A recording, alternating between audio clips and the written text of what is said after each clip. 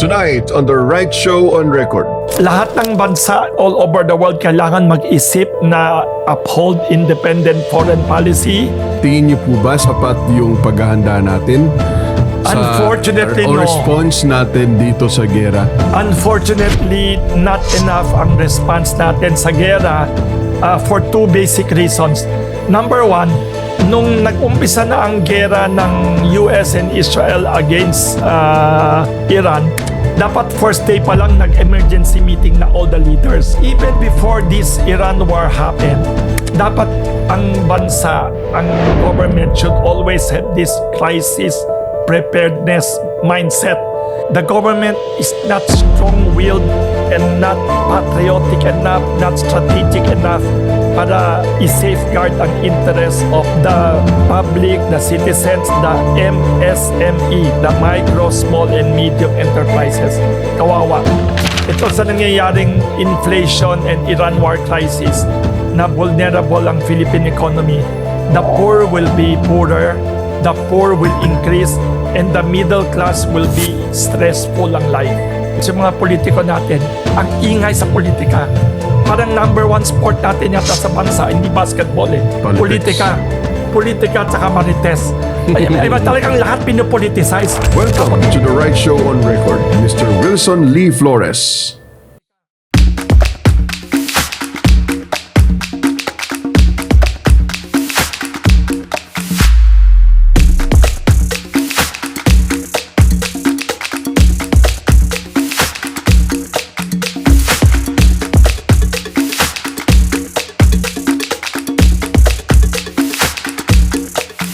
Magandang gabi. Welcome to the R.Y.T Show on Record. Again, kasama po ulit natin ang nag-iisa at napakasikat na ngayon, si Sir Wilson Flores. Sir, thank you, JB. Thank you Thank again you, JB. yes.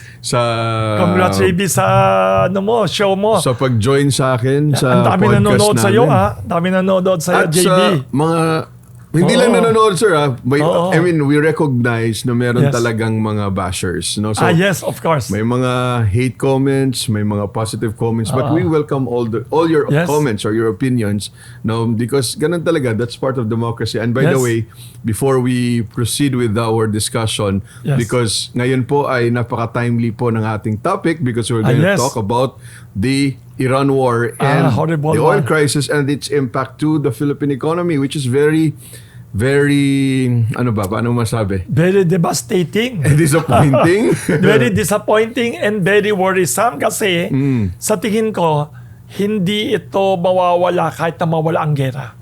The Pero, effects, sir, the negative bago effect. tayo dumiretso sa usapan, Yes. magpasalamat muna tayo kay Miss Ivy Ong. Yes. Thank you Oo. for allowing us to shoot our episode here dito sa Napakagandang lugar Oo. with At- all the nicest wines in the world. Yes, dito sa Wine Century Parang- Brothers. parang Dito sa museum. Binondo, by the way, kung nandito kayo sa Binondo, kung mahilig kayo sa mga alak, sa wine, dito ho sa Binondo. Kanto lang ng Padilla Street.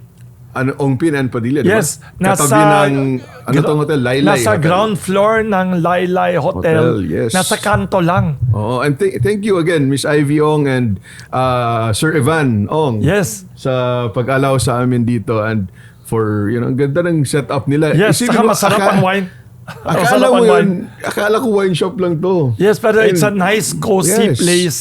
Meron pala sila ditong parang studio din. No? Yes. Ang ganda anyway. Hindi lang yun, Ito parang- yung makikita nyo dito. Lahat po yan ay Parang available. library of wines. Oo, siguro sa mga mahilig Ang dito sa museum of mahilig wine, sa alak nakakatuwa. dito, Sir Wilson, dapat Yes. dayuhin nila itong wine store na to. Hindi po siya mahirap hanapin dahil nga Yes, nandito lang siya nasa sa kanto kanto. lang. Oo. In the heart of Chinatown. Yes. Downtown Manila. Oh, thank you again. Okay, Thank sir, you. let's Yes. proceed to our Yes. topic for tonight, no, tungkol nga po sa Iran war. Sir, bago tayo, I mean, the Yes. latest siguro is Yes, JB. the US and Iran have agreed already for a 2-week ceasefire. Supposedly, But, parang ang dating kasi parang yung ceasefire, this is my Yes, own opinion, no, impression, parang yes. ang nangyari, parang nag-aantayan pa rin sila who will do the first move. Yes. Parang like for example, I just read this morning that Iran warned the US and Israel that baka hindi nila i-respect ang ceasefire if Israel or Israel will continue to bomb Lebanon. And they have been attacking And they've been Lebanon. attacking, I think yesterday, more Yes. than 100 bombs in 10 minutes Hundreds of were people dead dropped daw. doon sa Lebanon. So, ang para sa tingin ng Iran I heard mayroon pa rin tinamaan daw na bomb din daw ang Iran eh. kasi I heard. pagkakaalam ko, gumaganti pa rin sila. I heard, yes. No, kasi pag Tinatamaan pa din daw ang Iran. ang Iran tinatamaan. I heard. Oh. Tapos nag-retaliate naman ng Iran. So, there's a danger na baka hindi matuloy yung 2-week ceasefire. Yes. Sana matuloy. Yun nga ang nakakatakot kasi kaka one day pa lang ng ceasefire na yon, Alam mo, agreement na yon. JB, But the good thing, sir, ang maganda Yes. doon sa part na yan, sir, Yes. sorry to interrupt you, Yes, yes. is that meron pa ring hope for diplomacy. Yes. Yeah, considering It's not the totally brokering hopeless. of Pakistan and other countries. I read China has been very instrumental sa New York Times. Nabasa ko kagabi a very, very long article na ang China pala ang nasa likod na Oh. encouraging Iran and helping Pakistan to broker this ceasefire. Well, that narrative is very telling because Yes. ang nababasa kung nga ay lagi ay Pakistan lang. In fact, sa statement ni Iranian Foreign Minister, he was very thankful to the Pakistani government, no? But I heard talagang nabasa ko sa New York Times, very long article, talagang China, talagang back channel, quiet diplomacy. In fact, Pakistan and China, before the ceasefire, they proposed a ceasefire already. Dalawa sila. I heard.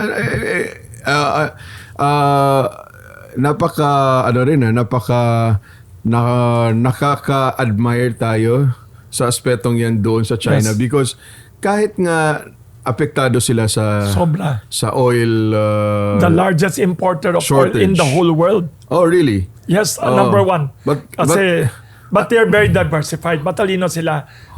Tayo in the Philippines, ang nakakalungkot, ang import natin ng oil, puro Gulf states. Puro Saudi, Kuwait, UAE, Qatar. Isang area lang, hindi tayo Yes. diversified. Unlike Ang nakakatakot, China. yes, tayo parang we put all our eggs in one basket lang. Nagsara yung Hormuz, patay. Lagot Patay tayo. tayo, oo. Ang China, matalino, have been diversifying energy source nila. Marami Russia. silang Russia, marami silang Iran import, marami silang Saudi Arabia, marami din silang Venezuela. Oh. Tapos, they are number one sa green energy. Yes. Sa renewable energy. They prepared. Even Pakistan. They prepared for Even this. Pakistan, because of closeness with China, Yeah. they're so very prepared. Ang dami nilang solar. So we are not, ako, tanong mo sa akin kanina, JB, how is the Philippine economy?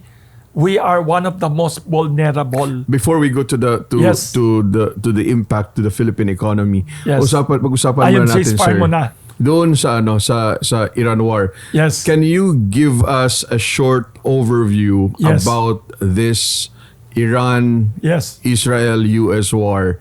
Kasi it's a surprise attack, di ba? Yes, yes. Anong nangyari? Walang nakakaalam. Nagulat na rin ang Israel. Nagulat din yung Iran eh. Tama. Di ba? Parang Ato, ang they're based in on, by the way, yes, when the US and Israel attacked Iran, they were they negotiating. were in the middle of negotiations And in very Geneva. successful.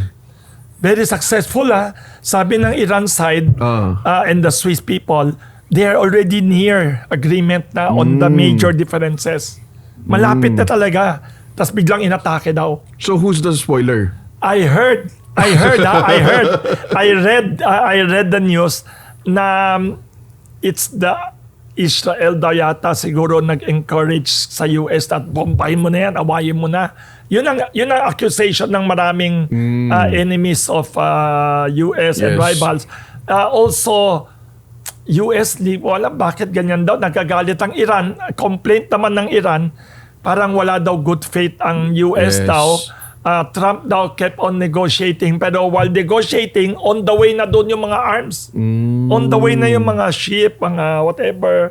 Yes. Sabi nila kaya, Undeniably, ang laki talaga rin naman ng damage and epekto ng gera doon sa Iran. Pero Yes. if you are going to assess the outcome of the more than 1 month na war na to, parang for me, sir, surprisingly, for me, resilient. Iran won.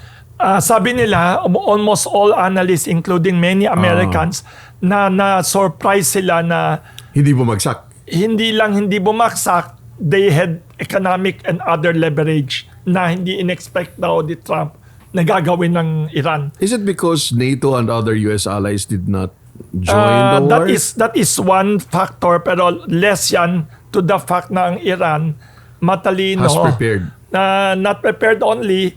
Ang ginawa nila, I read that decades ago, alam na nila atakihin sila by US and Israel.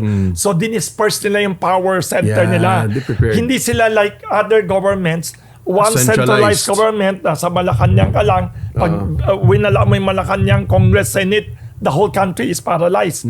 I read something na they were very smart daw, the Iranians. Alam nila this will happen. Yes. So they dispersed the power center daw. Even the military forces nila, hindi lang one armed forces of the Philippines na pag sinira mo yung mga boss, crippled ka. Ano daw? Yung Revolutionary Guards, isang group daw. Ito, isang group daw. Iba-ibang group. Kaya kahit na patayin mo, sirain mo, may independent military. Amazing daw. Yeah. Napanood ko rin, sir, yung interview ni Foreign Minister Abbas, which is one of the biggest heroes of this war. No, Very popular daw, Very popular. Very charismatic Iranian foreign minister. Even the spokesperson of the military, no? Mathematics graduate with a master's degree somewhere sa ano. Nabasa ko rin, napanood ko yung interview nga ni Foreign Minister Abbas, and he said that malamang na na-surprise din ng America and Israel na hindi agad nagkaroon ng regime change. Kasi the goal was I doubt if hindi regime change ang claim, gusto nila doon. Ang claim ni Trump naka-regime change na daw, but the regime is still there. Yes. All the leaders, the same system. The same president. Yung supreme the leader, same president. pinatay yung supreme leader. President is still the same, pero supreme leader, the son of the older guy, slain. The son is younger, more dynamic, tsaka mas galit. Mas galit kasi pinatay mo tatay niya, pinatay mo nanay niya, pinatay mo misis niya, pinatay mo mga anak niya, mas galit daw. Mas militant daw, I heard. And I heard the spiritual leader na pinatay ni Trump actually was not for nuclear arms. I read somewhere na personally hindi siya for it, the idea of nuclear arms.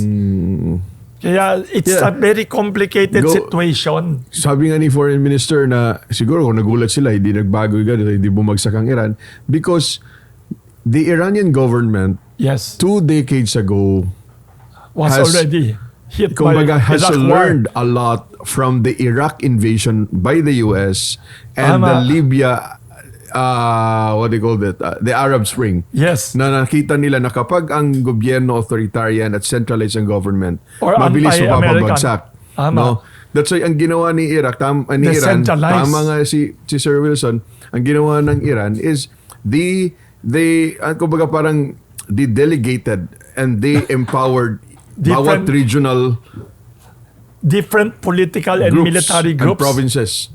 Kaya tingnan mo, meron Basij, may IRGC. Meron pang mga paramilitaries. Nakakagulat. And they have their own sources of arms. They have their own organization. Nagugulat ako. And ako. they created a very unique protocol na kapag mamatay ang presidente, hindi pwedeng maghintay ka dyan ng kapalit. Tama, you nagulat can attack without the nagulat leader. Ako. And isa pa, nagulat ako, they have some of the best scientists ata in the world. Ang galing nila. For every drone na ginamit nila, US and Israel daw has to spend millions of Patriot missiles. Bawat tens of thousands ang kalaban mo, million, lagot ka. Tapos ngayon ang cheap lang ng drones. Yes, kaya and the Shahid, ano ba ito? Shahid missile ng and the Iron Dome. Kaya it's not as simple as it looks. Ang thinking ko, I think unfortunately for the US and the other Western powers, si Trump and si Hegseth, I think underestimated Iran. They think Iran is another Venezuela. Akala niya na Venezuela lang yan. Isang attack lang, pinatay mo leader, automatic regime change sa kanila na oil ng Iran. Unfortunately for them and the whole world, this has become a very serious crisis. na it will last longer than a ceasefire. Ano yung mga takeaways mo from this conflict? Takeaway ko number one, lahat ng bansa all over the world kailangan mag-isip na uphold independent foreign policy. Isa pa, sabi ni Professor Roland Professor Roland Simbulan, whom you should interview, UP professor, sabi niya, we should have no foreign military bases in the Philippines like Vietnam. Ang Vietnam, there was a time mayroon silang Russian base sa Cam Ranh Bay. Kahit anong sabihin ng Vietnam, walang naniniwala na independent siya. So, ang tingin ng Pilipinas noon, ang tingin ng ASEAN, tingin ng Pilipinas, tingin ng US and China, Vietnam was the puppet of Russia. Kahit anong gawin niya, hindi naniniwala kasi may Cam Ranh Bay Russian military base. Natauhan ng Vietnam. I don't know what happened. Ang galing ng leadership ng Vietnam. Nagising sila. Before the expiry of the military base agreement, pinaalis na nila Russian base doon. Vietnam, where you just came from, congrats sa mga nice photos mo. Vietnam is now one of the most credible countries in ASEAN na totoong independent foreign policy na lahat ng big powers liniligawan. Liniligawan siya ng China non-stop. Kinokort siya ng US, Russia, Japan, all the big powers in the world, kinokort siya. Wala siyang... So, ang sabi ng maraming analysts, what happened to Iran, the Iran war is a wake-up call kasi in the past, yung mga Gulf states, UAE, Bahrain, Saudi Arabia, they did not want to spend on their own military defense. So, aasa na lang sila sa American Security Guard, US military bases. Ngayon pala, you cannot rely on another country. Number two, ang problema, ang kaaway ng Amerika, kaaway mo na rin. Correct. Can you imagine Bahrain, UAE, Kuwait, and Saudi Arabia, Qatar, even Jordan, all these are fellow Muslim countries of Iran. Yes. Fraternal, same Muslim all countries. All of these countries are all Muslim. Hosting military bases of the United States. Unang tinamaan ng Iran, all these US military bases, not because kaaway nila Kuwait, not because kaaway nila Bahrain, but because magagamit yung mga US military base against them. So yun na take away ko. And technically, these military bases are extension of US homeland. Yes, and danger yan to all these countries. Imagine mo, JB, I've been to Dubai, I've been invited there several times. They were like Singapore and Hong Kong of Middle East. Ang Dubai, bastion of stability yan. Yes. Financial stability, para silang Hong Kong and Singapore of Middle East. Yeah. Ngayon, takbuhan mga tao, pati OFW, umuwi na, pati mga investors natakot na and tourists because if you have any foreign military base anywhere, pag may kaawa yung foreign military base owner, lagot ka. Yun ang take away ko na hopefully in the future, the Philippines will be like Vietnam, will be like other countries, Malaysia, Indonesia, na totoong truly independent, no foreign military bases. Ang Vietnam, they have a nice policy. Sabi ng Vietnamese official sa akin, they have a policy of 4 no's. 4 na no. No foreign military base in Vietnam. No foreign military alliances with one country and against another country. No use of military force or violence against anyone. 4 yun eh. Sana hopefully take away natin, we should be self-reliant in national defense and not rely on foreign countries. Kasi pag may enemy sila, lagot tayo. Yun ang fear ko. Ano ang na-expose dito o na-uncover about the capacity of the United States? I noticed one thing na it's a reminder to everyone, walang country na purely saintly country. Every country talaga is out to protect their own national interest. That's natural. So, but protecting the Middle East is not the part main of the priority. national interest of the United States. I think it's not to protect the Middle East. It's to protect their oil interests and their ally Israel. Unfortunately, I think there is a complaint that sobrang malakas daw ang lobby of Israel in the US to the point na the enemies of Israel has become the enemies of USA. So that's very complicated. Nabasa ko one of those who lobbied to attack Iran Netanyahu was, aside from Netanyahu, was the son-in-law of Donald Trump, Jared Kushner, who's a Jew. And very close to the very government. close to Netanyahu. No, to the Israeli government. So there's and he's also one of the mediators or the negotiators. Yes, kaya complicated talaga. I hope talaga Middle East should go back to stability kasi the whole world affected. Talagang the effect of this chaos, talagang ito hindi ordinary crisis. Chaos talaga to. You think, sir, may mga realizations itong mga Gulf states like Saudi, UAE, Qatar, Bahrain, Kuwait, Oman, Jordan, yes, Iraq? I'm sure they realized now the perils, the dangers of being attached to or aligned too much with one military power na with a lot of enemies. Yeah. That's a big danger. Whether we are close to Russia or anyone, we should be independent, na not owned by any country dapat. Tapos courted by every country, that's the best situation. Yes. Yun ang takeaway ka. Tapos number 2 pa, talagang during the start of the the war, may mga nababasa ko na itong war na to is actually a proxy war between the United States and China because sabi nila, ang target talaga ng pagkontrol ng oil o ng lalo na the Strait of Hormuz. I read about it. Kung saan dumadaan yung 40% of oil supply for China ay China. Kasi di ba may interrupt siya eh. That's what I read, magaling ka JB. That's what I read na some of these right-wing jingoistic politicians in the US now, from the politician and military complex nila, yung pag-attack sa Venezuela and pag-attack sa Iran now. China. Kasi number one importer of oil in the world ang China, and they are the fastest growing major economy in the world. Number 2 already, malapit na mag-number 1 in the world. So, Venezuela is a major source of discounted oil.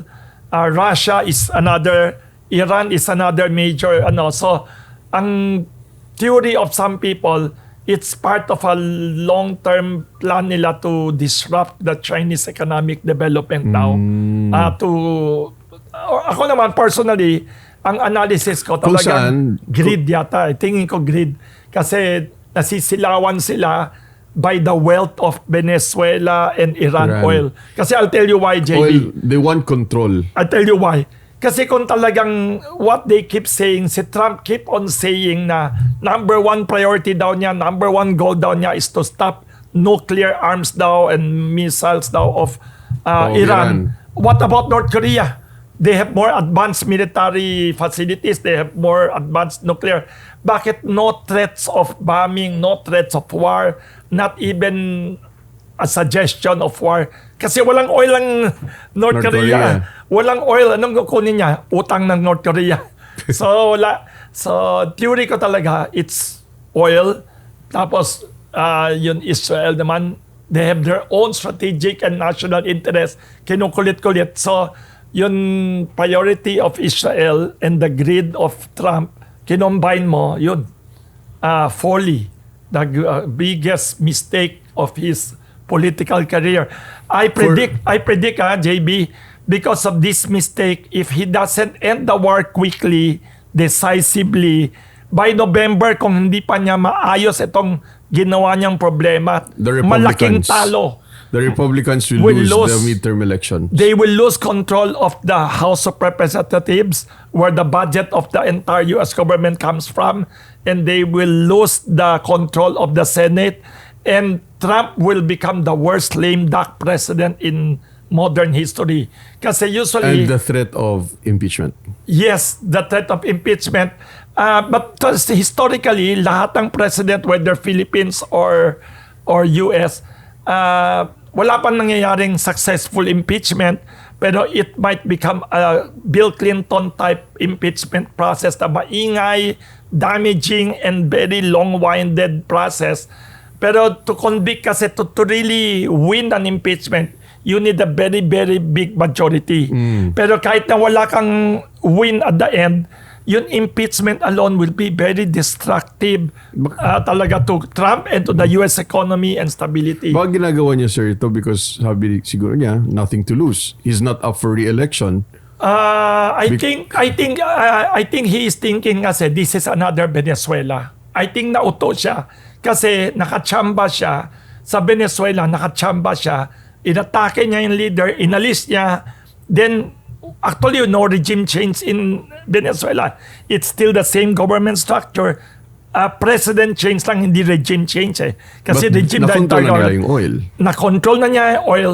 Tapos para siyang, parang bandit, parang mafia. For the sake of our viewers, bakit importante para sa US na makontrol ang oil? Kasi ang theory ko, number one, yung economy nila talagang really bad shape. The economy of the US in the past 10, 20, 30 years, downhill talaga. Yung Wall Street lang mukhang maganda. They still have the US dollar as the reserve currency of the entire world. So issue lang sila ng issue ng the pera. The so-called petrodollar. Yes. So that's another shortcut to keep maintaining the supremacy of the US economy. Kasi it's a oil, yung Venezuela has some of the richest oil resources in the world. Talagang gusto nila shortcut to get the oil eh. Unlike in the past US president may mga pretense pa na this is for democracy, this is for human rights. Wala, talagang oil talaga. At least talaga. ngayon naging prangka siya. Talaga, in fairness to Trump, the good thing about him naman, hindi siya, talagang you can see through him. Hindi siya nagpaka-ipokrito you can to see through him. Na this is for the protection of democracy, for human rights, something like that. Kahit na parang gangster si Donald Trump, at least parang negosyante na may weird logic siya. Yes. Alam mo ano siya. Actually, alam mo, ang joke ko nga, alam mo, the happiest country in the world now, actually, What? siguro China. So, Kasi nagmumukhang maganda ang China okay, ngayon. let's just rephrase that. You think China is the biggest winner or gainer? I think China and Russia are the biggest winners. Number one, China kasi, walang ginagawang masama, walang ginagawang controversy, consistent lang sila sa foreign policy nila, consistent sa trade policy nila. Tapos ang US, because of all this irregular, sabi ng ibang tao, illegal, immoral, sabi ni Pope Leo, the first American Pope in 2,000 years of Roman Catholic history, against siya sa policy ng US now. So nagmumukhang maayos, nagmumukhang reasonable, nagmumukhang maayos na bansa ang China in contrast to US breaking international law, disrupting the world economy, threatening allies. The US threatening their own allies, shocking the whole world. So you tingin niyo, sir, after this war, the global standing of the United States has been damaged irreversibly. And China's global standing naman steadily going up, and isa pang big beneficiary na tuwang-tuwa. Of course, ayaw niya ng gera sa Iran kasi kaibigan ng Russia ang Iran. Pero one of the happiest countries in the world, if I were a country, Russia. Let's not use the word happy. Yes, not happy. It's a war. Yes. Hindi naman happy. Sabi natin gainer or one winner. of the biggest gainers in this war is Russia kasi number one export of the Russian economy is oil. And before the Iran war, the oil was very low ang price without doing any of the whole world. The world price of oil is very low lang kasi especially Russian oil and Venezuelan oil and Iran oil kasi these three countries are victims of Western sanctions. USA-led Western sanctions. So very few countries lang could buy this oil. Yes. So wala silang malaking market. So they have to sell to China, Japan, mostly to China and India at a big discount always. Pero ngayon, because of the Strait of Hormuz problem, because of the Iran bombing and the world oil price everywhere has been going up. Doon mali si Donald Trump. Si Donald Trump keeps on telling people sa propaganda niya na we don't care about world chaos sa oil, sabi niya. Kasi daw US has a lot of oil. Tanungin mo sa Amerikano yung kaibigan, kamag-anak sa California, sa New York, lahat sila nagagalit kasi presyo of oil naman in the world is a market price. Affected lahat eh. Even if the United States is the biggest oil producer and oil exporter, Market price yan eh. affected pa rin sila sa paggalaw ng presyo Yes. sa oil market. Even in Canada, Yes. Canada is also an oil producing country. It's going up Going also. up din. Kasi nagkausap ko yung mga kamag-anak ko doon, ganun, tumataas din daw. Even China is very good in energy security. They have a lot of solar, everything. Tumaas din ng price. So Russia is one of the biggest gainers also. Ang dami niyang kinikita ngayon, billion dollars more every day o Kasi every month. lumapit sa kanila lahat. Hindi lang yun. Ang benta nila noon, kunyari 10 piso lang, ngayon 20 pesos na 30 pesos without doing anything. Tumataas ang world price. So you have to adjust. But I read na parang isa-sanction din ng US yung mga bibili daw ng oil sa Russia. Sabi nila, pero natatakot din ng US, nabasa ko, natakot ang US dahil kinulo niya ang Iran because of the Iran war. So the whole world economy magulo ang oil. Inalaw niya mga ibang bansa now. Linesen niya ang Russian sanction because ayaw niya yung oil price sobrang mag-shoot up. There's an election coming up in November this year, US midterm elections. Very crucial na bumaba ang presyo sa Amerika. Pag hindi bumaba ang presyo ng inflation, ng petroleum, oil, lagot si Donald Trump and the Republicans.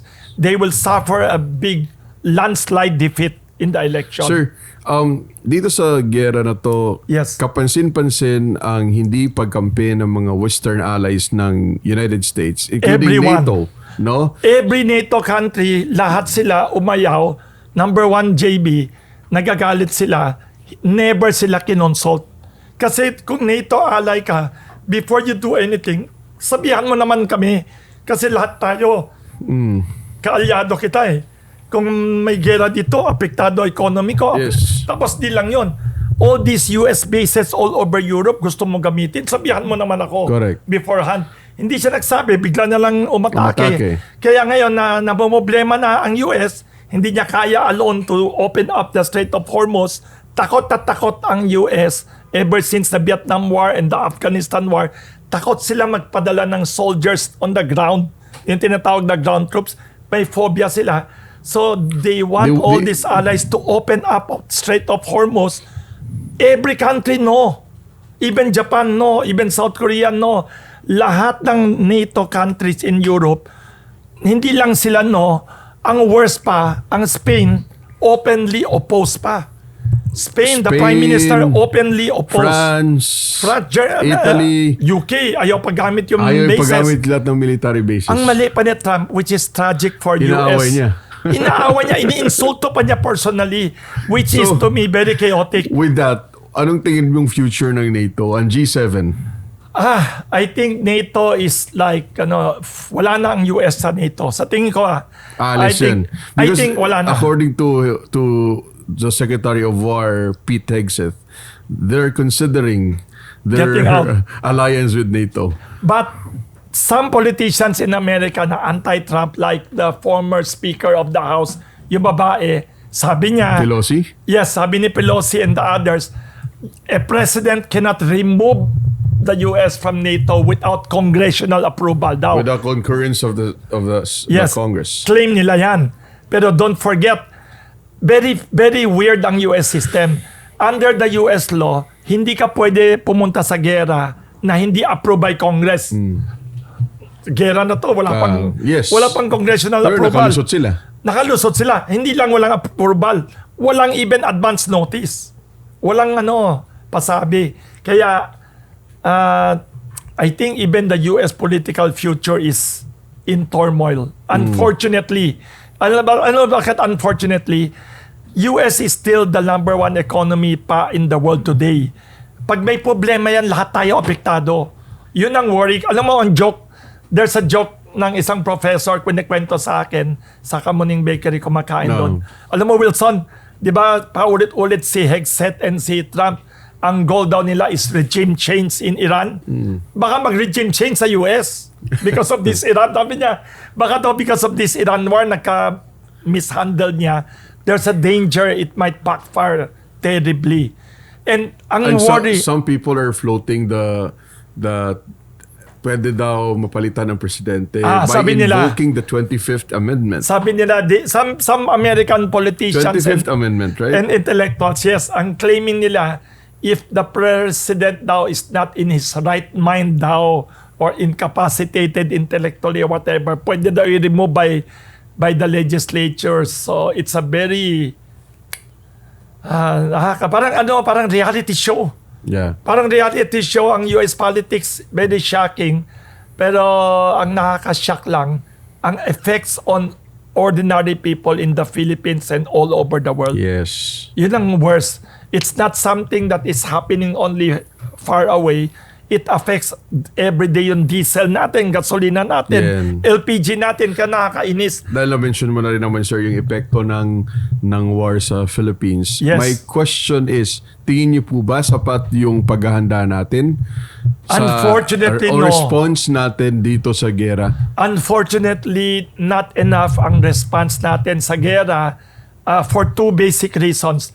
Number one, nung nag-umpisa na ang gera ng US and Israel against Iran, dapat first day pa lang nag-emergency meeting na all the leaders. Dapat kinonvene yung crisis committee. Yes, not only the politicians, dapat every sector of society, labor union, all the business chamber, dapat may emergency meeting na i-adjust na yung life of the country for the emergency. Hindi ginawa yun. I don't know, it took them how many weeks and months. Number two pa, even before this Iran war happened, dapat ang bansa, ang government should always have this crisis preparedness mindset. What do I mean? Wala tayong energy security. Wala tayong food security. If you look at the energy makeup of the Philippines, we are so vulnerable, the economy. The whole economy of the Philippines puro dependent on imported oil, natural gas, and imported coal. Majority daw of our imports are from the Gulf areas. Yeah. Mga Saudi, Kuwait, Qatar, UAE. Hindi diversified source ng fuel. Tapos yung coal natin, kailangan sa mga power plant, puro sa isang bansa din, Indonesia. Kung may mangyari sa Indonesia, kung may mangyari sa Strait of Hormuz, lagot ang Pilipinas, which is almost happening now. And one more thing, hindi tayo naka-ready. Ilang taon na ang energy na alternative renewable energy. We are lagging behind in renewable energy. We should be alam mo, JB, ang Pakistan is a developing country. Yeah. Same as the Philippines. Pero it is very prepared. Ang dami-dami niyang solar nationwide. We are not prepared. So, I'm very worried. Sana we should do more drastic adjustments in life with or without the Iran war. We should have this emergency disaster mindset preparedness. Hindi tayo ready eh. So talagang na-expose tayo ang ating economy to this kind of geopolitical crisis. Yes. And dito talaga natin masabi that yung mga pagkukulang ay mas na-highlight because of this crisis. Ang masakit lang dito, sir, is that kagagaling lang natin sa pandemya. Hindi pa tayo fully recovered. Hindi pa tayo fully recovered. It's like how many years lang? 6 years ago. 6 years ago. 6 years ago. Unlike others na very well recovered na sila, tayo... Pero the feels, the vibe, or the situation is always similar to the pandemic. The difference is the pandemic is a health crisis. Pero ikaw, sir, analysis mo, saan ang mas worse? The pandemic or this oil crisis? Nakakatakot ng pandemic kasi you don't know what saan will hit kalaban? you. At saka personal na yan. Hindi lang economic yan, personal threat yan. Pero this one, ang worry ko, this might linger on eh. Ang worry ko lang, I hope I'm wrong. Kahit na maghinto, kahit na huminto ang gera immediately, yun the negative effects of the war will continue for the rest of the year. Number one yan. There will be longer effects to the economy. Na mahirap i-reverse. Because, ano pong dahilan, sir? Yung economy natin to start with, before the Iran war, our economy was already showing signs of very bad growth momentum. We have unresolved flood control, corruption, scandal, the biggest in history. Tapos, isa pa, we have the lowest economic growth last year in 15 years now. So, coupled with this pa, and we have dysfunctional foreign policy. Imagine mo, ngayon lang nung Iran crisis, bigla tayong makikipagkaibigan sa Russia, Iran, and China. Itong tatlong bansa. Yes. Ang impression ko, before the Iran war crisis, ang impression ko, we are ignoring or not very chummy with Russia, Iran, and China. Parang we are avoiding yata eh. We don't import oil. I read and I researched the last time we import any oil daw from Russia was 5 years ago. During the time of Yes. Duterte. Tapos, we had a very good relationship with Russia because I remember the former president visited Russia twice. Kasama ko dun sa isa. Wow. I was there with the former Nakita mo si president. Putin? Yeah. Wow. Yeah. And isa pa, I remember many years ago, panahon ni President Noynoy Aquino, I could not forget, na-meet ko sa isang reception the Iranian ambassador. And sabi niya, panahon pa ni Noynoy and ni President Obama, we stopped importing Iranian oil. I was so shocked. Tapos I remember, sabi ng Iranian ambassador, Because of the sanctions. because of the US-led Western sanctions. Yes. And I could not forget, sabi sa akin ng Iranian ambassador, Wilson, look at Thailand. Thailand daw, at that time, Noynoy Aquino time, every week daw, 5 or 6 flights daw direct Bangkok to Tehran. Sabi pa ng Iranian ambassador, Thailand is an example of really balanced, independent foreign policy. They are very close to Israel. They are also very close to Iran. They are very close to China. They are also very close to Japan and USA. Yes. Tapos tinanong ko, how much oil do we buy from you? Sabi niya sa akin na Iranian ambassador, 0. Sabi ko, why? Because daw, takot daw ang Pilipinas sa US. And yet, ang sabi pa niya sa akin, ang closest ally of USA in Asia is not the Philippines. It's actually Japan and South Korea. Ang daming Pero during that time when the West was boycotting Iranian oil daw, sabi niya, Japan and South Korea went to the UN asking them to be exempted from Iran sanction. So they were buying Iranian oil, which we should be doing also. Sir, punta tayo doon sa immediate economic impact, no? Kasi we are already experiencing sunod-sunod or series of Inflation. oil price hikes, di ba, locally, which directly and feed into inflation. Yes. Because pagtataas talaga ito talaga sa law of economics, pagtataas ang presyo ng oil, lahat ng mga basic goods affected yan. Transportation also affected yan. Yan ang pinaka-apektado. No? So, ang problema, pag bumaba ang oil in the world market, hindi bumababa ang presyo natin. Hindi automatic. Nakakainis. Yan, actually, may question din ako dyan. It was actually tackled during the Senate hearing. Yes. Na parang bakit kapag nagtaas ang presyo ng oil sa market, world market ngayon, immediately, tomorrow, tataas agad si Petron, si Caltex, si Shell. Dito, I mean, all of the oil companies. Ang tanong ko nga, JB, ang mga nasa bodega nila at saka gas station nila, naka 30 days. Lumang import yan, bakit ina-adjust? Parang profiteering, feeling ko lang There's something wrong. Hindi bakit ako hindi expert. siya nakokontrol? Yun ang problema, JB. Hindi ako expert, pero ang worry ko, sobra yata tayong free market ang Because oil. of all the regulation law. Sobrang free market to the point na it's free for all. Masama din yata yan There should be some say ang gobyerno So tingin mo dapat i-nationalize? Kahit kalahati of the market should be, tingin mo China, tingin mo Singapore. They're hindi all siya free nationalized. for all. Hindi siya, bahala ka na sa buhay mo, hindi ganyan.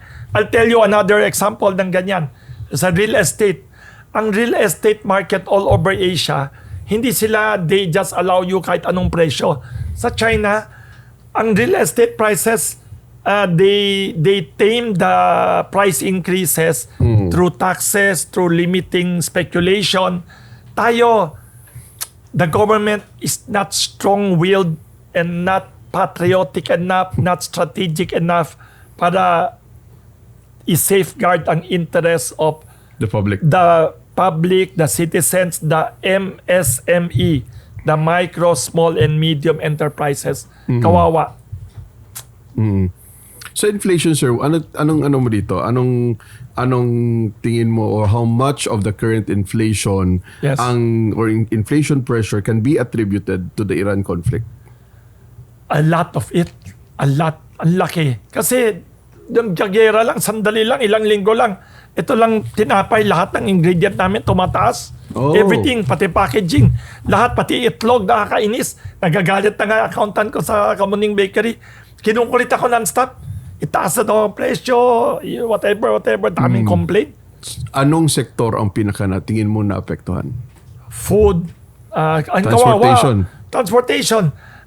Yun sa bakery, Kamuning Bakery, yung dumadaan doon everyday na jeepney driver, hinihinto ko, naghahaya ko, complain ng complain. Marami na daw jeepney driver, ayaw na daw mamasada daw. Talagang kawawa talaga, hard hit na ordinary people. So, something should be done to... Ang worry ko talaga, JB, ito sa nangyayaring inflation and Iran war crisis na vulnerable ang Philippine economy.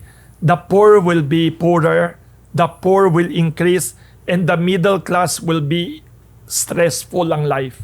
Nabasa ko nga isang araw, sir, no? I think na-mention ko na kanina sa iyo, no? Nabasa ko na I think it's the Bangko Sentral. Hindi ako sure kung Bangko Sentral, pero nabasa ko sa isang news na ang value ng piso natin, 1 peso, is worth 75 centavos na lang. I think so, and it might even worsen. Sana wag.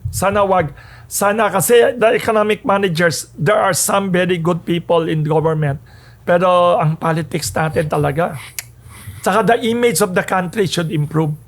I hope it will help. Kasi wala tayong foreign direct investments. Very lousy ang tourism industry natin numbers. Yeah. So where do we get money? OFWs lang. Without the OFWs, lagot tayo. And BPOs pa are in danger. I heard there are 4 million BPO ba? With all this new technology, AI and everything, baka magka-problema pa tayo sa BPOs. So, and aside from BPO companies transferring to India, or and also returning to the United States. Kahit na wala, with all this technology, baka they need less people than before. Because virtual na. Hindi lang virtual, yung AI might increase their efficiency. Kunyari, 100 tao noon, baka ngayon kailangan ko 50 na lang. Hindi ako technical person, pero wala tayong contingency planning. Dapat mayroon. What if? So, hopefully, yung recent reform ng gobyerno of increasing direct flight to China, no visa for 2 weeks for China tourists, I hope it will help the Philippines compete with our ASEAN neighbors na kulela tayo sa tourism. Going back to the economy, sir, we have a lot of economic indicators na nakita during the previous weeks, no? Na parang talagang you as a citizen, talagang mag-worry ka. Like for example, we have the weakest US peso exchange rate. Hindi lang yun. Our stock market bumababa. Most Hindi lang of our bumababa, listed companies hindi lang bumababa ang nag-delist. presyo. The volume of our trade is less than before. Yung mga listed companies, may nawawala na yata, umaalis na yata sa... Si Miss Ong, yung brother niya, expert yan. Si Henry Ong, expert sa stock market. The Robinsons Retail. Pinabasa ko sa Inquirer. The Robinsons Retail just left the stock market, diba? Not only Robinson Retail, other companies pa. And the volume to start with. Anong ibig sabihin nito, sir? Parang feeling ko just para weak maintindihan confidence naman. in the economy. The business confidence is lower. Not very high. We have one of the smallest stock markets in Asia for a population na malaki. We should be one of the biggest economies in Asia kasi we are top 12 or top 15 population in the world, and we have very good demographics dapat kasi we have many young people in the Philippines, unlike other Asian countries. Unlike Europe countries, we have many young people, dapat productive yan, dapat buying real estate, insurance, whatever. Pero because of extremely excessive corruption, inefficiency, lack of planning, sayang yung economic potential natin. Yeah. So, yun, stock market is down. It's not very big. The exchange rate is, di ba, bumababa yung peso compared Yes. to dollar. So tingin niyo, sir, tama ba na to exchange your dollars to peso now, or to invest to dollars? Ano bang dapat na May nagsasabi sa akin, dapat ilagay daw sa yuan eh. Sa Chinese money daw, may nagsabi. To renminbi. Sabi daw kasi, yun daw ang talagang tumataas. Yun, Iran war na yan. Sabi ng Iran, lahat ng dumadaan na barko dyan sa Strait of Hormuz, dapat magbabayad daw sa kanila ng yuan. Ayaw nila ng US dollar daw. Yan, eventually will go up in, hopefully maging maayos pa rin ng Philippine economy. The saving grace talaga ng Pilipinas, I believe, kahit anong kasing gulo yung politika natin, ng mga OFWs. politiko natin, OFWs and the people natin Our sa Philippines, population. yun talaga, meron pa tayong resilient, Because talent, long suffering, matyaga. Because our economy, sir, is consumption driven. Yes. That's why our economy, despite all this global crisis, nagiging afloat pa rin siya. Continue pa rin siya na nabubuhay because majority ng ang ating ekonomiya ay nabubuhay sa consumption ng ating laki ng population. And ang laki ng population natin, so kahit walang investors na pumapasok, because everyone will may economic activities anywhere in the country. Kaya sana we should be more positive and find ways. Alam mo ito, JB, sa Chinese culture, every crisis daw may dalawang elements.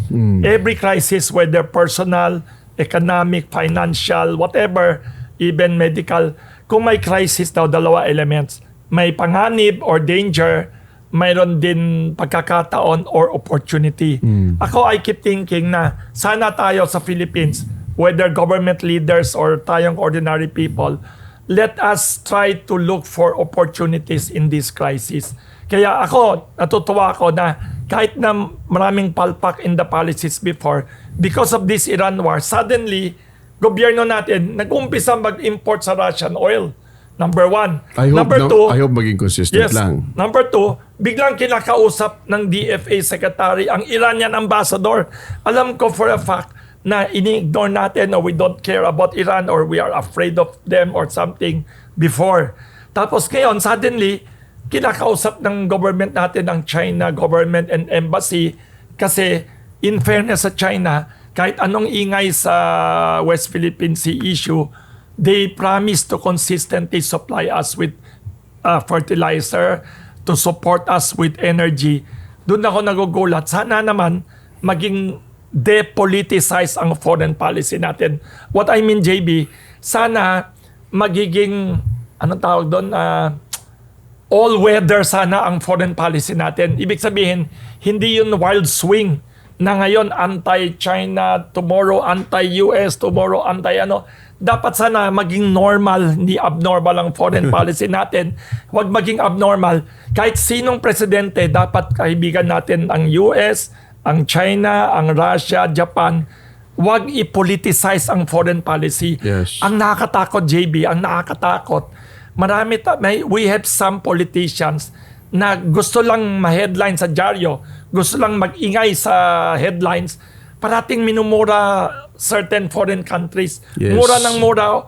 Wala silang pakialam sa economic, tourism, and other strategic consequences. Or for the greater good. Yes, For ang the greater national good, interest. magaling ka, JB. Ang greater good of the Philippines is the brand name ng Pilipinas. Yung name ng Philippines is a brand name. Ako, takot ako. Every time may parang nasisiraan na politiko, natatakot ako. Mura ng mura against certain countries. Yung pangalan na Pilipinas in those countries, baka masira. baka maging damage brand name. Tapos kung tayo, kunyari ako, mag-export ako ng manga or whatever, or banana or durian to that country or whatever. Pag sinabi made in Philippines, ay ito, nagmumura sa atin non-stop. Sana naman, i-depoliticize natin ang foreign policy. Sana, alam ko, ang Pilipinas, yung mga politiko natin, ang ingay sa politika. Parang number one sport natin yata sa bansa, hindi basketball eh. Politika at saka marites. Ay, talagang lahat pinopoliticize. Tapos ang worry ko, ang very sadness ko talaga is pati foreign policy natin pinopoliticize para lang maka-headline, para lang hindi naman mananalo sa election dahil sa mura ng mura sa foreign country. Pero the economic impact is horrible. Yes. So ang good thing nakikita kong good thing about this Iran crisis, the good news nakikita ko, natatauhan some people in government, nagiging balanse ang foreign policy na hindi lang aasa sa traditional ally, kinakausap na Russia, kinakausap na Iran, kinakausap na China. Dapat ganyan tayo, hindi abnormal. Correct. Sana yung tatay ni Bongbong saka tatay ni Amy Marcos magaling eh. Can you imagine, JB? 1970s, at the height of the Cold War yun. Yung Cold War ng 1970s, hindi ka pa pinanganak, JB. Hindi ka pa inimagine ng magulang mo na hindi pa sila kasal. Ang US saka Russia, kulang na lang mag-World War III na, magko-Cold, din talagang Cold War na grabe ang away. Pero itong si matandang Marcos and Imelda Marcos, mautak. Hindi sila pwede ang Pilipinas, umaasa lang sa isang kaibigan. So pinadala si Imelda sa Moscow para makipagkaibigan sa Russia. Pinadala si Imelda sa Beijing, makipagkaibigan ahead of other ASEAN countries. Ang number one enemy ng Amerika noon up to now, Fidel Castro ng Cuba, pinadala si Imelda and Amy Marcos all the way to Havana, Cuba. May nakita pa akong mga old books. Siya pang driver ni Imelda Marcos and Amy. Can you imagine Fidel Castro? Kinakaibigan niya. Imagine kung nasa Amerika ka noon, nagwawala na yung tao. Pinuntahan pa si Libya, pinaibigan din Saddam Hussein. Yan ang mautak na foreign policy. Kaya panahon ni matandang Marcos, hindi siya perfect person, hindi siya santo, pero matalino siya. Marunong siya maglaro. So at that time, hindi ka pwede taken for granted by America. Alay pa rin siya ng Amerika. Marami tayong American bases. Kaya pumayag, theory ko kaya pumayag ang Amerika. Sige na nga, yung 99-year lease ko dyan noon na libre ang upa sa military base, pumayag siya ginawang 25 years. Under Marcos yung matanda, pinilit niya, negotiate niya, hindi pwede ang 99 years. Ginawang 25 years. Noon, free rental. Biglang may $200-300 million rental every year. So dapat ang Pilipinas should be a normal Southeast Asian, ASEAN country na walang inaaway talaga lahat sa nakaibigan. Ano pang, I mean, ito naman is fair na nga, the effects will stay longer beyond this month or ilang months pa yan. Sabi nila, up to the end of the year. Ang daming nasirang mga oil infrastructures. Right? So, hindi lang the recovery or the bridges, rebuilding, the schools. Yan, ibabalik yan. And it will take years to repair all of these infrastructures. And the supply ng oil and everything. So yun ang nakikita natin na impact, the effect ay magtatagal pa. Not only on the Philippines, on the world economy. Yes, on the world economy.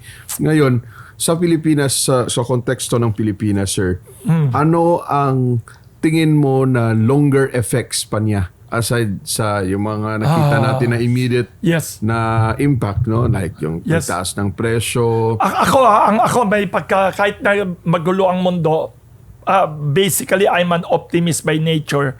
I want to hope that sana ito wake-up call sa Pilipinas para i-strengthen natin ang energy security ng Pilipinas, ang food security.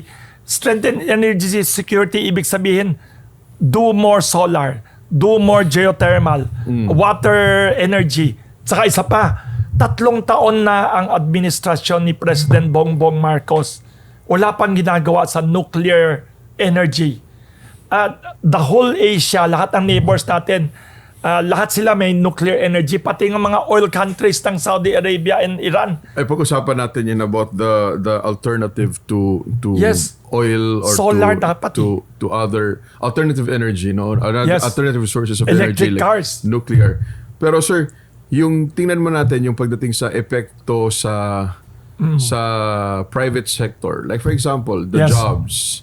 Kasi Yun ang worry ko. ang dami nag-work from home. Yes. Right? Number one yan. Number two, maapektuhan yung real estate yan. unemployment. Mababawasan yung Mag-i-increase din nirerentahan. unemployment. Ang worry ko, mag-i-increase ang unemployment. Baka maraming mariretrench yan. Sana wag. Apektado Tourism yan. Kasi affected. maraming mga barko, mga ferry, mga roro, ang hindi na ganun ka. Maraming flights kina-cancel.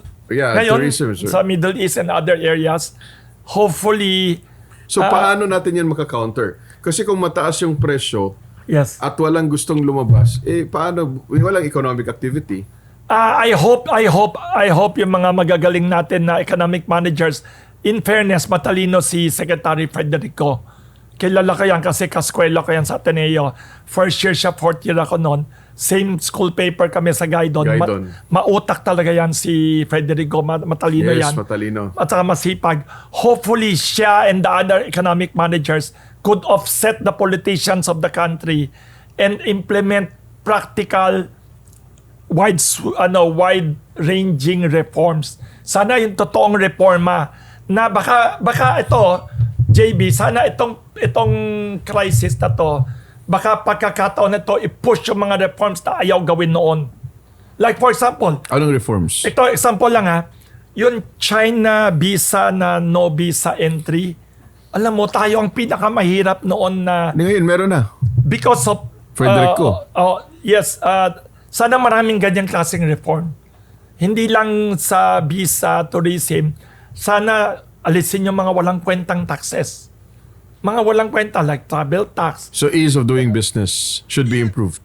improve ease of doing business, make investments more attractive, win more investments dito. In fact, sir, if you're going to check all the policies Yes. across Southeast Asia region, our economic policies are more liberalized. In some ways. Like for example, we already amended the Public Service Act to Yes. allow the 100% Yes. ownership In fairness of some to the senators and the industries. congressmen, yes. Diba? And also the lease ng real estate and others, pinahaba yata and all that. Yes. I hope Hinaba na- ng 100 years. Diba? I hope all of this will really result in better. Pero isa pa, Implementation. aside from implementation, I hope yung mga politician natin pwede ba mag-focus on work instead of politicking. And corruption. Yes, kasi corruption and politicking, ang ingay-ingay ng politika. Every time pag pinipindot mo news sa internet or magbabasa ka ng dyaryo, puro away politika, impeachment, away politika. Hindi ba pwede puro economy pag-usapan nila, agriculture, Yes. tourism? Yes. Alam mo ba noon, I remember many years ago, pumunta ako sa Singapore, yung dyaryo binasa ko, ang nasa front page nila, isang aircon nahulog sa kondo. Isang front page news, may cartoon drawing pa, yung aircon pa paano nahulog, yun lang ang news nila na big tayo dito. Away sa presidente, vice president, akala ng tao magulo ang Pilipinas. Sana wag. Sana pag walang election, wag puro politika. Yeah. Toxic politics. Sana ang focus natin economy ng Pilipinas. Correct. At kung paano mapa-improve yung kabuhayan Yes. ng bawat Pilipino. Tourism, agriculture. I mean, tama ka dyan, sir. No? Nagkakaroon kasi ng outbalance eh. Yung Oo. economic stability na tatabunan siya ng political noise. Yes. Ng political instability. No, and it's Bad news for the media. Yung parang bad advertising. Pag nakalagay Philippines, puro politika, puro corruption, puro flood control. Yes. Nagkakagera na sa Amerika, politika pa ang pinag-uusapan. Oo. Sa ibang Ay, bansa, sa iba. Iran pala, I'm sorry. Nagkakagera na sa Iran pero politika ang pinag-uusapan. Pag pinindot mo, Vietnam, puro pagbukas ng pabrika. Oh. May export na ng kotse from Vietnam to the Philippines. Can you imagine? Vietnam, bulok-bulok ng economy noon. tayo, natatalo na tayo sa Vietnam. Baka susunod, matatalo tayo sa Laos. Baka malaos pa tayo sa Laos. Kawawa because we're losing our ranking, so world competitiveness ranking. So, index, I'm sorry. Isa pa, JB, shocking. 2 years ago, kung di ako nakakamali, natalo na tayo sa Cambodia sa tourism. Cambodia, the only place na sikat doon, Angkor Wat. Anong meron doon? Hindi naman nag-i-English mga tao. Walang beach. Mas magandang Pilipinas. Mainit pa. Inglesero pa tayo lahat dito. Sayang, dapat tayo dapat ang Pilipinas sana. Tayo ang Spain, Italy, and Greece of Asia. I keep telling people that noon na kung hindi lang maingay ang politika natin, kung maayos ang visa and all these things, yung safety, peace and order, tayo ang Italy, Spain, and ng Greece of Asia. Kasi ang Spain, Italy, France, saka Greece, happy-go-lucky, happy society, sunny beaches, maganda weather. Ganyan tayo dito Yes. Tapos parang ang Germany, Europe, parang China and Korea, dapat dito sila nagbabakasyon kasi malamig doon Tapos ang mga tao doon, workaholic. Pag nandito, pwede mag-relax. Pero kung puro politika, corruption, and may peace and order problem pa, baka hindi dumating dito ang tourist. Kailangan natin ng tourism. Paano yan? Wala tayong bagong sekretary. Yun nga Pinalitan yung secretary ng tourism. Grabe. Just, I mean, 4 years or 2 years before the end of the term. Tapos OIC secretary daw ngayon. I hope we should do. Alam mo, wala tayong focus on where we are good at Yan ang, alam mo, yan ang tinatawag na low-hanging fruit ng Philippine economy, tourism. It's the easiest, and tourism, it's also very good for the masa. Kasi hindi siya elitist. Hindi ako against sa BPO, pero sa BPO, ang nakikinabang dyan, aside from foreign multinationals, ang nai-employ lang sa BPO, mga marunong mag-English, mga nag-aral ng high school, college. Kailangan natin, yung tourism, tricycle driver, nagbebenta ng isda dyan sa beach, lahat yan nakikinabang Pati itong pinakamagandang wine shop sa Manila, makikinabang sa tourist. Kung may tourism ka, everyday dito sa Chinatown, edi punong-puno, ubos lahat ng wine dito na maganda. Tourism. Amid this global oil crisis, isa sa mga pinag-iisipan na solusyon ay ayuda. Alam mo, parati ang thinking ko, yung ayuda is okay, we need ayuda, pero stopgap measure lang yan. Hindi yan ang totoong solution. Yun ang very sad about the Philippines. Ako, personal opinion ko, pag may big crisis tayo, oil crisis, Iran war crisis, ang number one pinag-uusapan, ayuda, which should be a good solution, a good measure, pero hindi yan ang totoong solution. Yan ang parang tulong mo lang sa mga tao temporarily. For hindi ka pwede every month, every day, every year na lang, puro ayuda. Hindi pwedeng ayuda economy tayo. Bakit? Kasi the government should help people help themselves. Jobs. Lahat jobs, education. Dapat productivity i-increase. I-lessen lang yung pagnanakaw sa gobyerno, ipamigay sa mga tao yan. Yung maninakaw, i-lessen lang. Sir, tanggalin ang hindi ba tanggal talaga? Kahit ako realistic ako Realistic ako. Hindi ko na ini-expect tatanggalin nila in our lifetime. So you think hindi mawawalang corruption? Poverty and corruption hindi maalis. Pero I hope kahit na i-minimize lang yung greed, i-minimize lang yung corruption, mahiya lang. Alam mo ako I'm a realistic person. Kung may corruption ka na minimal, basta magtrabaho ka, parang sweldo mo na yan. Yung mga official. Pero ang problema sa atin, excessive corruption, tapos hindi nagbibigay ng services na maayos. Sana pagandahin. Correct. Sana wag excessive. Okay. Yes. Sir, punta tayo sa pinag-uusapan natin kanina. Yes. Real estate. Real estate, maganda yan. Ano yung epekto nitong crisis sa real estate? Alam mo, before pa this Iran war crisis, may problema na tayo sa real estate because of the weakening economy. Last year, 2025, we registered the weakest economy yata in 8 or 10 years. Talagang weak economic growth because of this flood control, sobrang excessive corruption. Talagang humihina na real estate. This year pa, magiging worse Pero ito, JB, magandang pagkakataon to. A personal opinion ko, this is a good opportunity for end users or people who want to buy their first home. Yun, alam mo, ang very sad in the Philippines, we have millions of backlog na sa housing. Sana pagkakataon nito, makabili ng housing ang tao. Pero ipopostpone yan, JB. During economic crisis, hindi priority ang housing. Ang priority ng tao, 3 meals a day, jobs, and transportation. Yun, at saka education ng mga children. So, real estate will be very affected during this crisis. Yes. But how quickly do rising oil prices translate into higher construction cost? Automatic, sobra daw. May kausap ako So it isang means architect. tataas din yung presyo ng Ang bilis, nagsitaasan na. presyo ng mga condo, Construction materials, no? yes. Kasi, unfortunately, many of the goods and materials kailangan natin puro imported. Yeah. The whole economy is imported tayo. We don't have our own mga construction materials, from tiles to everything, puro imported. So, i-increase ang cost, lower naman ang sales. Yun ang problema. Pero opportunity yan for buyers, ha.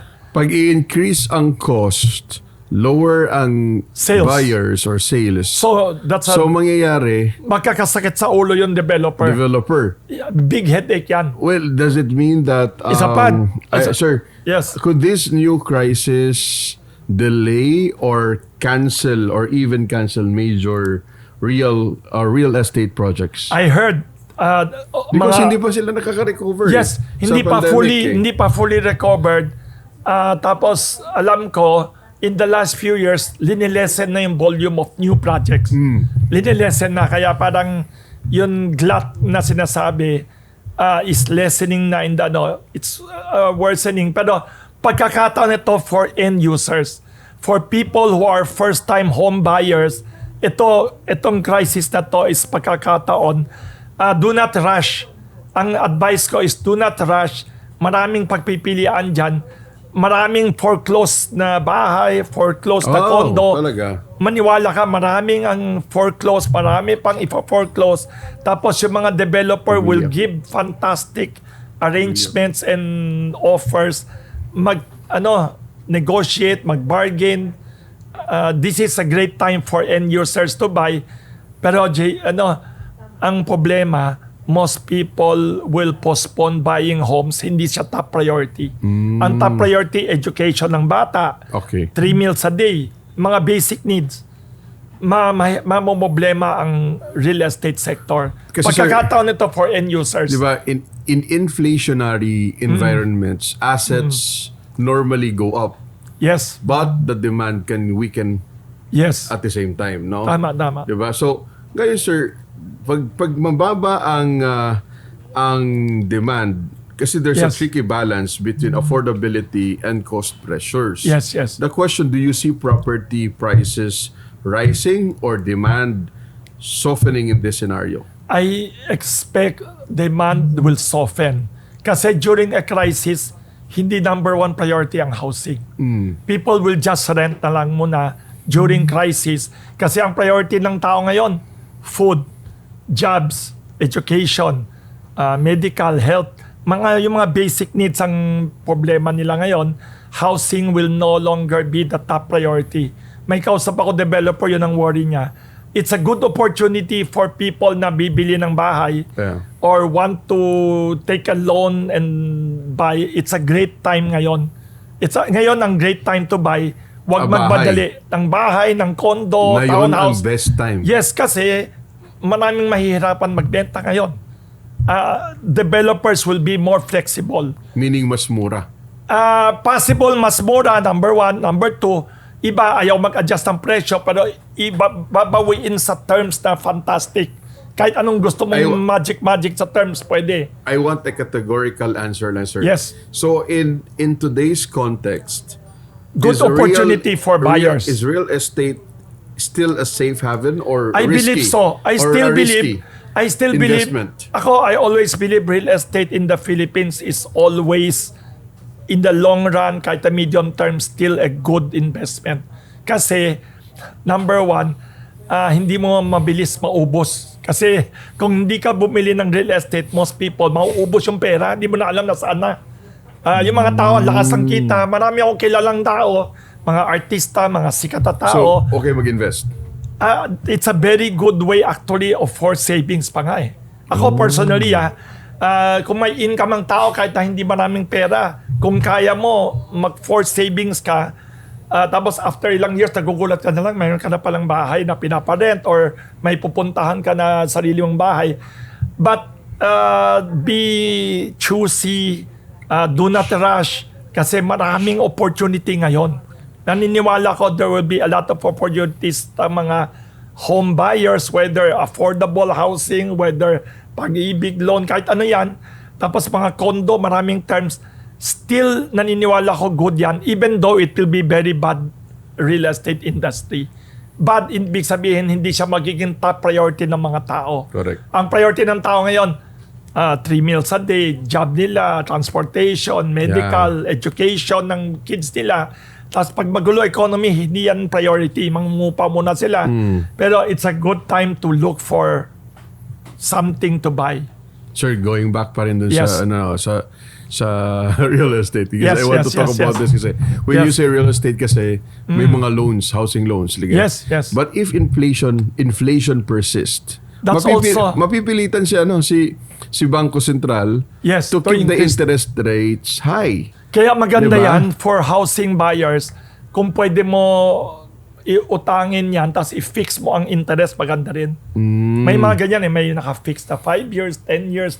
Pwede mo pag-usapan sa bangko. Oo. Na- Kasi sir, kapag mataas yung interest rate, higher interest rates means Yes. more expensive loans. Yes. So paano ito makakaapekto sa mga developer or how will it affect the home buyers or It will lessen the home buyers. the affordability of the mortgage? It will lessen home buyers. Pero ay naniniwala ko kahit na ganyan ang situation, still a good way to invest pa rin.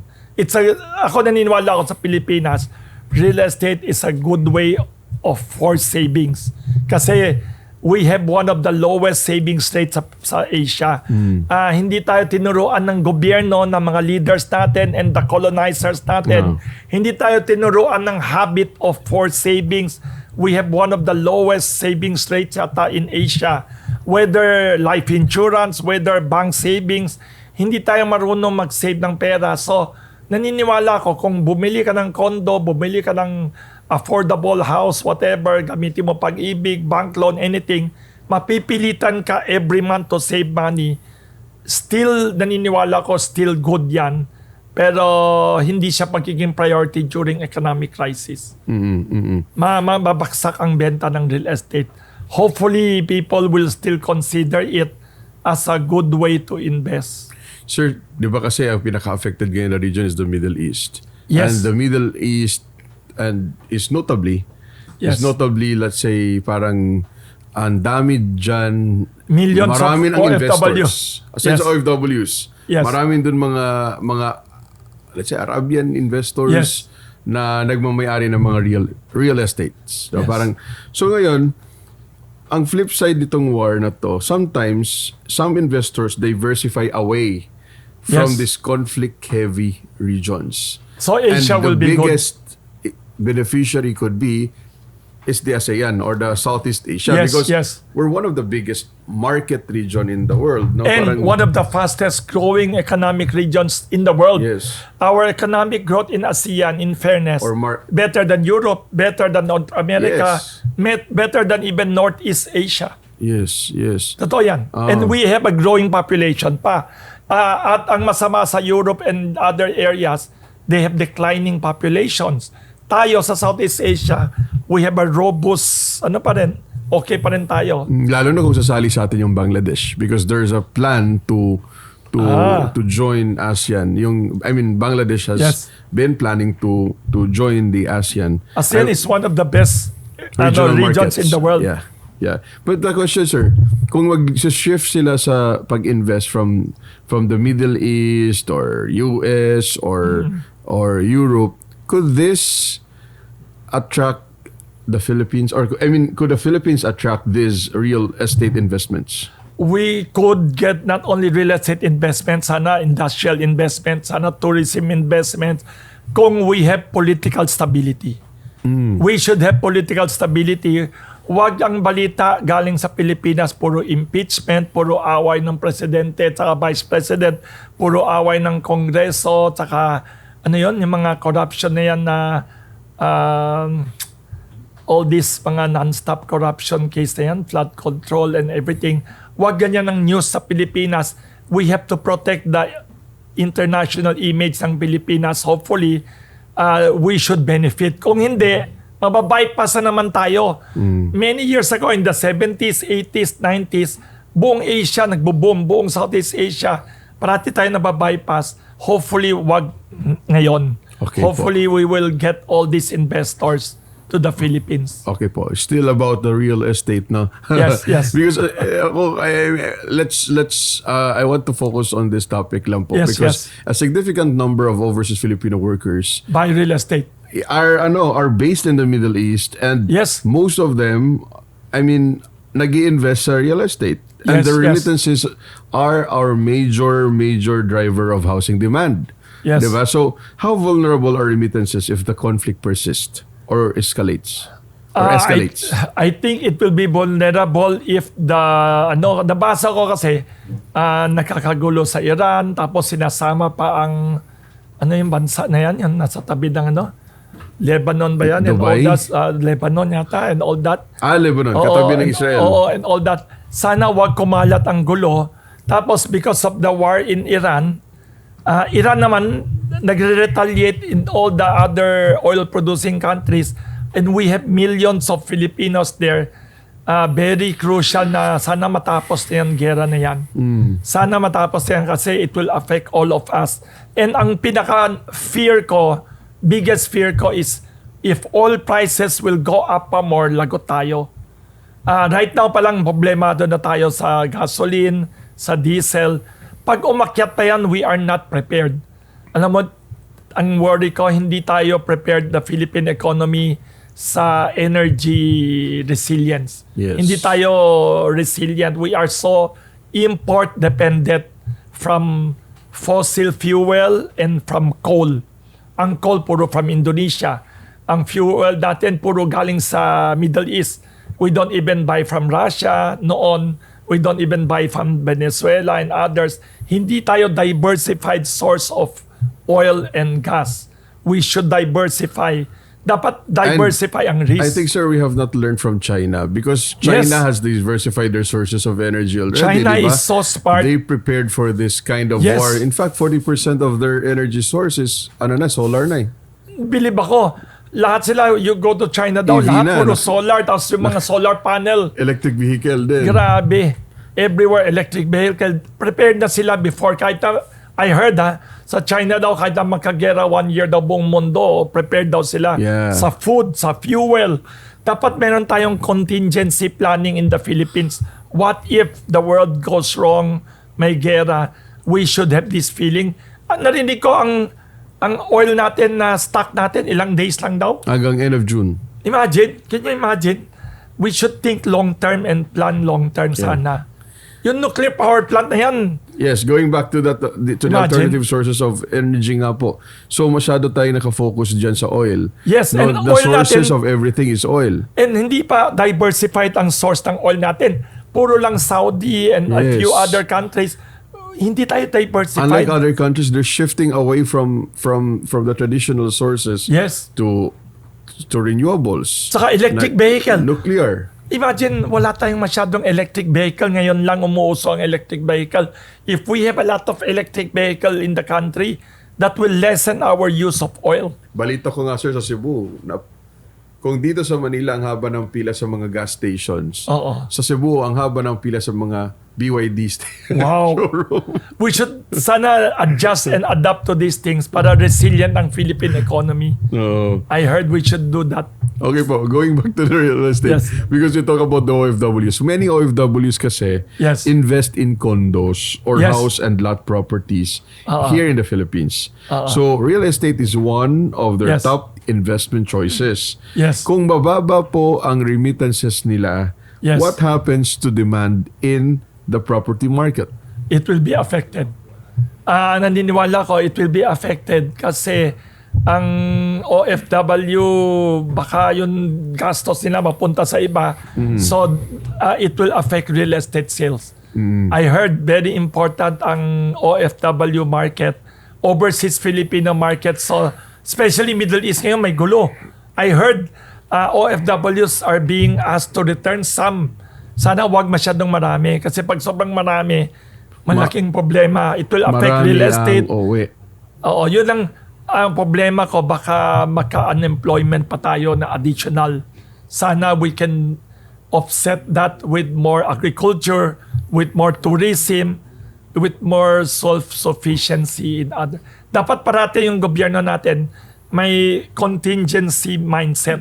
What if a crisis continues? What if gulo dito sa ano? Opo. So sir, sa times kasi ng mga crisis, Yes. some sectors kasi outperform others. So Yes. necessity-driven markets Yes. tend to be more resilient. Yes. Which real estate segments in the Philippines remain strong despite the global uncertainty? Yung mga lower market ba o yung high-end or what? Ang thinking ko, personal opinion ko, yung middle market, strong. Kasi yun yung may OFW. May OFW at may malaking demand. Kasi ang alam ko, ang Pilipinas, we have a lot, millions of housing demand. Malaki talaga. Problema, yung malaking market na yan, sa lower market, hindi siguro resilient ang pera. Kasi pag may economy, priority mo na education and basic needs. Tapos yung mga well-off naman, parang luxury buying lang yan. Hindi siya, marami. Tapos not so many foreign buyers also. So yung mid-market, I think, will be very strong. Opo. I think, saka yung actual housing needs. Affordable housing Yes. and provincial developments have been gaining traction. Kasi nga Yes. naman, di ba, marami na nagre-remote work. Marami na. Tapos, yung urban congestion, Yes. di ba nagiging trend siya ngayon na Yes. pauwiin na, magbalik probinsya muna, Yes. remote work. I think because of Yes. of technology, kaya naman nila mag-work ng virtually lang, no? Yes. Are these segments safer bets in the current environment? I think yung mga major cities all over the country, hindi lang Metro Manila, I believe all the major cities of all the provinces would have good real estate.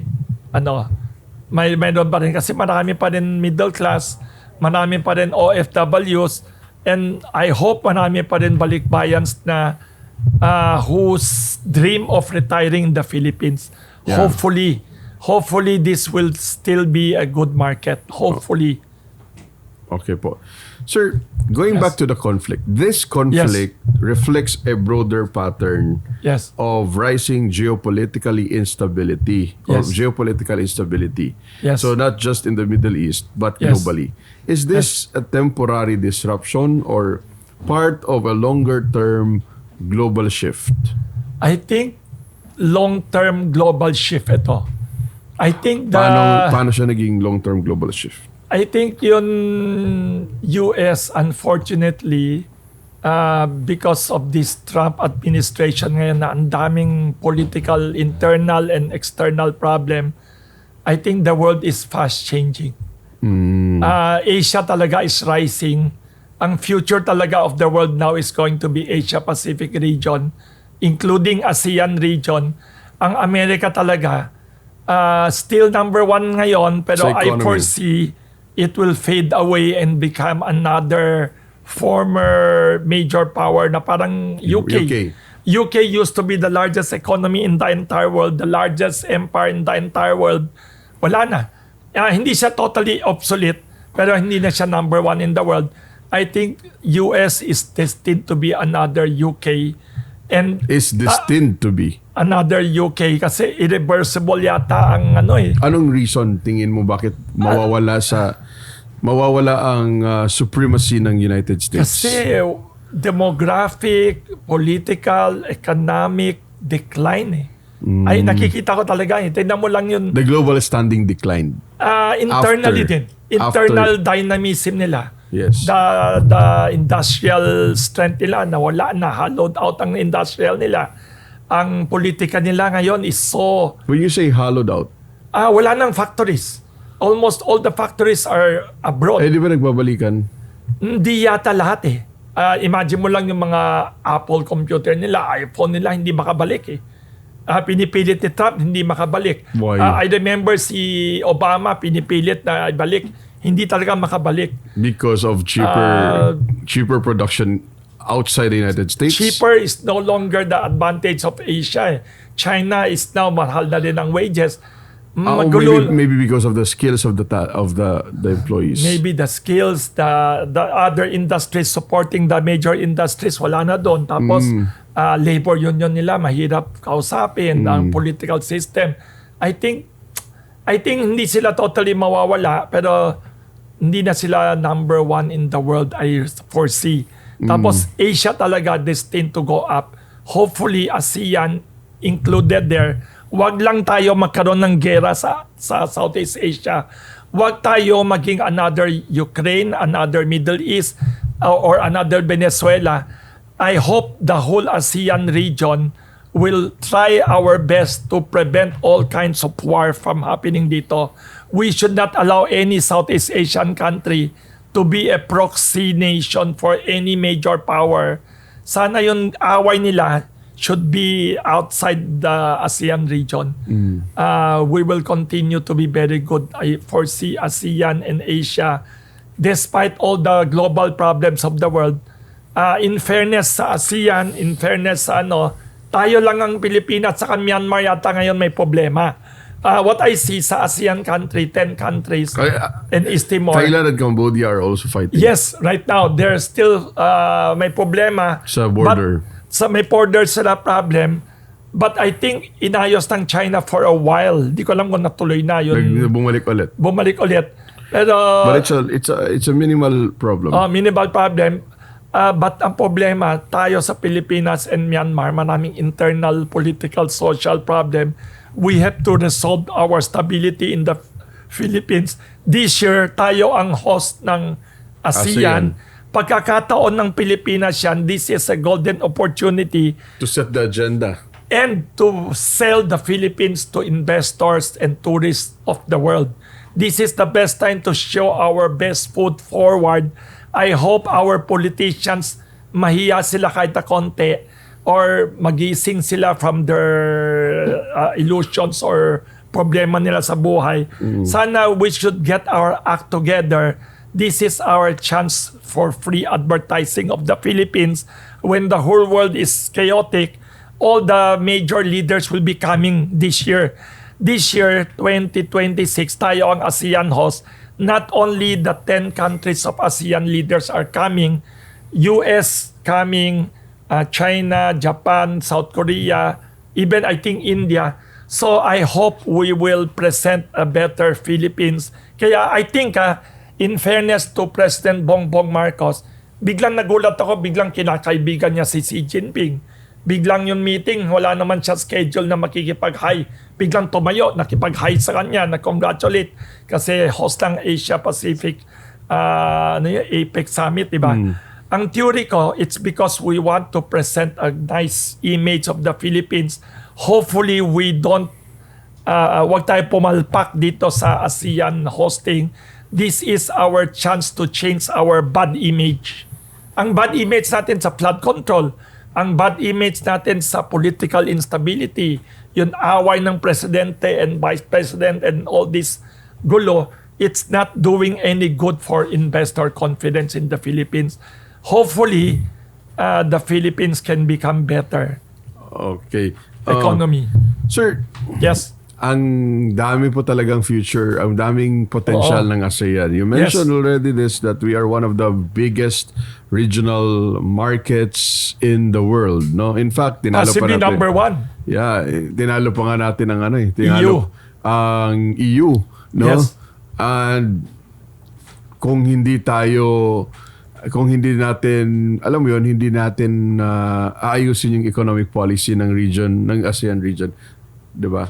maapektuhan yung ating Image ng buong ASEAN. Yeah, aside sa image, kundi pati rin ng development per country. Yes. Now, sir, the Philippines has long been vulnerable Yes. to external shocks, Yes. particularly in energy. No, Yes. so may mga questions about long-term resilience.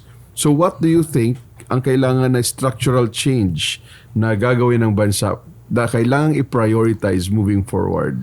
I hope yung gobyerno natin will have long-term thinking.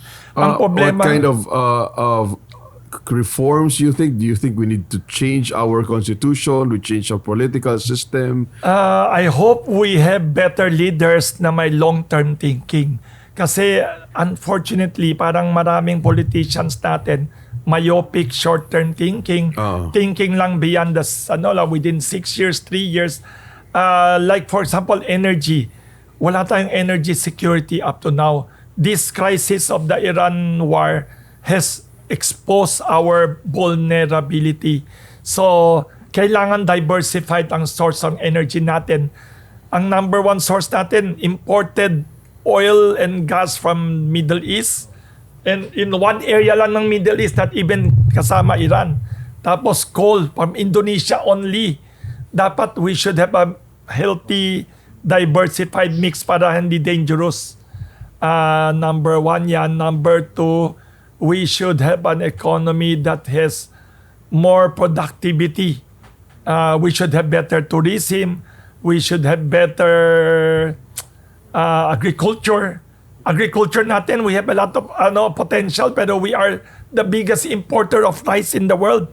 Wala tayong even food security. Yeah. Pag magka-problema ang Vietnam and Thailand, lagot tayo. Awan ko anong kakainin ng tao sa Pilipinas. So, even if we have a lot of money, pag nagka-problema ang import source natin, kaya we have to have leaders who have strategic thinking, leaders who can think strategically and plan ahead. Kailangan ng ganyan.